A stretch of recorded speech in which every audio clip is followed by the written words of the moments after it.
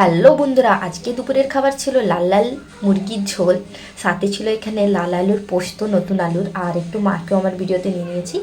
তো যাই হোক, ফার্স্টে আমি স্যালাড কাটতে বসে গেছিলাম। এতগুলো শসা কিন্তু কাটবো না গাইস, আর এই বড় টমেটোটা আর এই যে পেঁয়াজ আর লেবু আছে সেগুলো দিয়েই আমি স্যালাড করব। আর কিছুগুলো শসা নেবো, এখানে সব শসাটা নেবো না। তো ফার্স্টে আমি পেঁয়াজটাকে গোল গোল কেটে নেব। এইরকম কিন্তু আমার খুব ভালো লাগে, মানে মাংসের ঝোলের সাথে স্যালাড। সব খাবারের সাথে কিন্তু নিই না, যখনই আমাদের ঘরের মাংস কিংবা এরকমই কিছু হয়, বিরিয়ানি টিরিয়ানি, ফ্রাইড রাইস, তখনই আমি স্যালাড ট্যালাড করি। তো যাই হোক, টমেটোটা কেটে নিলাম, তারপরে শসাগুলো একদম কচি কচি ছোটো ছোটো ছিল গাইস, তো কেটে তারপর বসে গেলাম খেতে। তো গাইস, যখন আমি ভয়েসটা দিচ্ছিলাম তখনই কিন্তু আমার জিভ দিয়ে জল আসছিলো, যেহেতু লেবু সাথে ছিল। তো তো খেতে বসে গেছি আমি।